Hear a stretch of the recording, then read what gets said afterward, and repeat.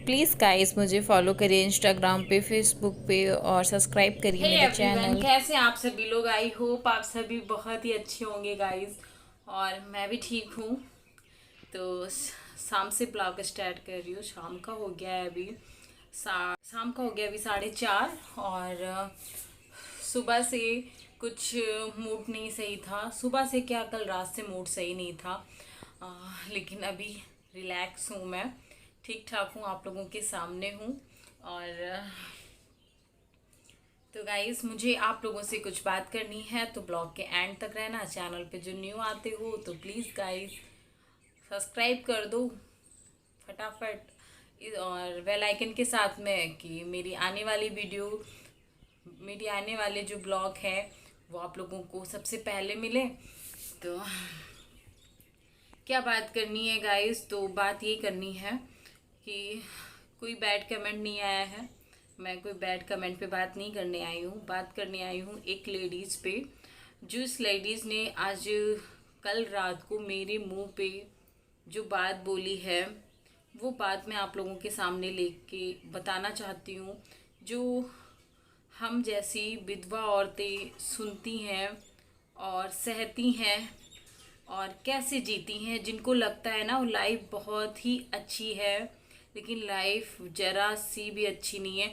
अच्छी करने की कोशिश की जाती है तो ये जो जो जलनखोर और जिनको बिल्कुल अकल नहीं है, कहते हैं ना, जिनका इस जीवन में कुछ भी नहीं हो सकता, वो वो लोग ऐसा बोलते हैं। उनकी बातों ने मुझे रुलाया है, सच में रुलाया है। मैं किसी और के लिए रोई हूँ। किसके लिए रोई हूँ बताती हूँ मैं आपको।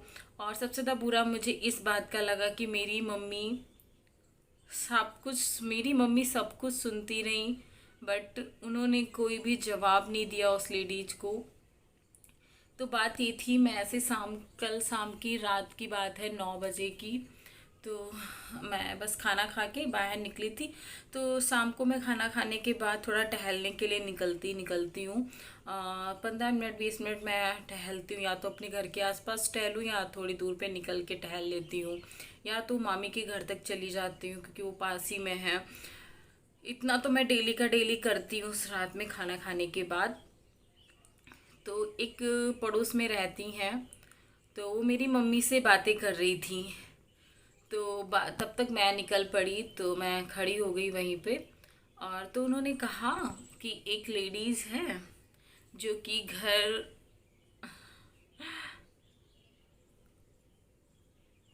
मैंने आज ये टीका लगाया था सिंदूर का, माता रानी से, तो मेरा ये सब निकल गया।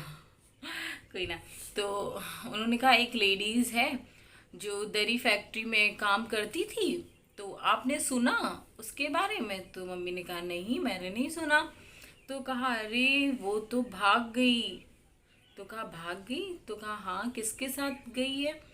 तो कहा पता नहीं वो लड़का कहाँ का था आदमी जिसके साथ में वो चली गई है। तो पूरी हर जगह बात फैली हुई है, आपको ही नहीं पता? तो मम्मी ने कहा मुझे नहीं पता। तो कहा कि अरे बिल्कुल तुम्हारी बिटिया की तरह विधवा थी वो बात ना मेरे मेरे कान में जब गई है ना गाइस, आप समझ नहीं सकते हो कि मुझे, कहते ना, धक से हुआ कि विधवा इतना बुरा वर्ड है ना ये, हटा देना चाहिए इसको। बहुत तकलीफ़दायक है जब ये सुनते हैं ना वर्ड, तो ऐसा लगता है कि अभी अभी हमारे पति, जितना दुख होता है ना कि जब हमारा पति सामने पड़ा होता है, वो बोलता नहीं है, उसकी सेम वैसा ही फील होता है जब कोई विधवा वर्ड बोलता है। तो मम्मी से यही बात बोली कि बिल्कुल आपकी बेटी की तरह वो विधवा थी, जैसे तुम्हारी बेटी विधवा है, उसके एक बेटी है, और तुम जैसे तुम्हारी बेटी की एक बेटी है। तो मम्मी कुछ नहीं बोली, कोई जवाब नहीं दी। मैं सुनती रही। फिर वो कह रही है कि वो भाग गई। विधवा भागती ही हैं, और विधवा ही तो भागती हैं औरतें, कौन जिनके आदमी होते हैं वो नहीं भागती हैं। उनको क्या ज़रूरत है किसी आदमी के साथ भागने की? भागेंगी तो वही जो विधवा हो गई हैं। तो गाइज मुझे ये वर्ड इतना दुखा, और ये चीज़ जब उसने बोली कि विधवा औरतें भाग जाती हैं और एक बच्चा था उसको लेके भाग गई, तो मैंने तुरंत उनको जवाब दिया, क्योंकि मम्मी ने कोई जवाब नहीं दिया, मैंने जवाब दिया। मैंने कहा तुमको क्या दिक्कत है, भागी वो है, उसकी मर्जी, वो विधवा है, भगवान ने किया है, तुमने तो नहीं किया। तुम सुहागन हो, बहुत ही अच्छी बात है, भगवान करे जिंदगी भर जब तक सांस चले तुम्हारी सुहागन रहो, क्योंकि एक सुहागन का तुम दर्द नहीं समझ पाओगी। समझ पाई होती तो मेरे मुंह पे बार बार यही बात नहीं बोल रही होती कि तुम्हारी बेटी विधवा है, तुम्हारी बेटी विधवा है, विधवा ही भाग जाती हैं। वो दरी फैक्ट्री में काम करती थी, उसकी 2 बच्चियां थीं। सुबह 6 बजे से दरी फैक्ट्री में काम करने के लिए लेडीजें जाती हैं, शाम को 6 5 बजे छूटती हैं। ऐसे ही कुछ होता है, इतने घंटे की ड्यूटी होती है, मुझे कंफर्म नहीं पता है, लेकिन निकलती हैं लेडीज़ें तो मुझे पता है कि हाँ इतने ही टाइम वो लोग पहुंच जाती हैं। 7 बजे से ड्यूटी चालू होती है, लेकिन 6 बजे से वो अपने घर से निकल जाती हैं। सोचो उसका आदमी नहीं है, अपने बच्चे का वो पालन कर रही थी, कैसे भी वो अपना खर्चा चला रही थी दरी फैक्ट्री में काम करके। किसी लड़के ने उसको अपनाया है या उसके साथ में वो गई है, तुम्हारे पेट में क्यों दर्द हो रहा है, तुमको क्या दिक्कत है, तुम उसको खाना खर्चा दे रही थी, तुम उनके बच्चों को पाल पोस रही थी, नहीं ना यार। कोई 1 रुपया देने वाला नहीं है इस जमाने में, तुम दर्द में पड़ी रहोगी ना, कोई पूछने वाला नहीं है कि तुमने आज सुबह से खाया है कि नहीं, क्योंकि मैं झेल रही हूँ ये चीज़ें। कोई नहीं पूछता कि तुमने खाया है आज सुबह से कि नहीं खाया है, तुम क्यों रो रही हो, कोई नहीं किसी को पूछता। तो तुम होती कौन हो। उसने अपनी लाइफ की नई शुरुआत की, सभी करते हैं, बहुत सारे लोग करते हैं, उसके साथ में उसका साथ देने वाला नहीं था तो वो उसके साथ में वो चली गई। तो तुम पूरे मोहल्ले में ढिंढोरा पीटती घूम रही हो, विधवा थी तभी भाग गई, विधवा ही भागती हैं।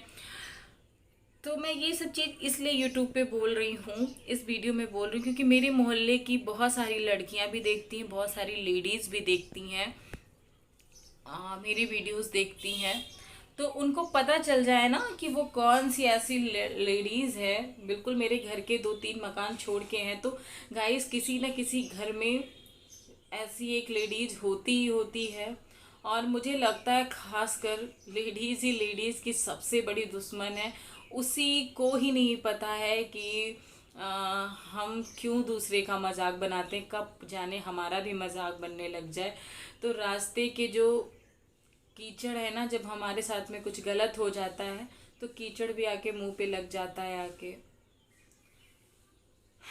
तो इतना विधवाओं को फेमस ना करो, इतना उनके बारे में बुरा भला मत बोलो। उसकी लाइफ थी, भगवान करे जिसके साथ में वो गई है या नहीं गई है मुझे नहीं पता है कंफर्म।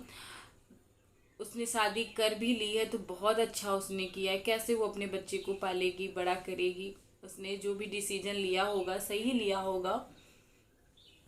तो हम बस यही कहते हैं गाइस, जो भी हैं जो बैड कमेंट करते हैं या किसी के आसपास में ऐसी लेडीज़ हैं ना, तो उनसे खास करके दूर रहिए, क्योंकि वो सिर्फ दिल दुखा सकते हैं, आपको खुशी नहीं दे सकते हो। मैंने उनको बहुत अच्छा जवाब दिया था कि आप यहाँ से चली जाइए, मैंने ऐसे ही बोला, आप मेरे घर के पास वो खड़ी थी, मैंने कहा आप यहाँ से जाइए, बहुत देर आपने बकवास कर ली, मुझे आपकी अब रत्ती भर बकवास नहीं सुननी है। तो मुझसे कहा मैं तुमको तो नहीं कह रही हूँ बिटिया, हमने कहा मुझे आप कह रही हो या ना कह रही हूँ, जिसको कह रही है ना मैं उसकी तकलीफ को बहुत ही अच्छे से समझ सकती हूँ। और भगवान मुझे इस काबिल बना दे कि जितनी भी विडोज़ हैं मैं उनकी हेल्प कर सकूं, और जो छुपी हुई एक कमरे में बैठी रो रही हैं मैं उनको बाहर निकाल के, और वो खुल के उनकी लाइफ को मैं बता सकूं कि तुम्हारी भी लाइफ है, तुम भी जियो, मस्त रहो, और जिसके साथ में जो खुश है उसके साथ में उसको खुश होने का पूरा हक है।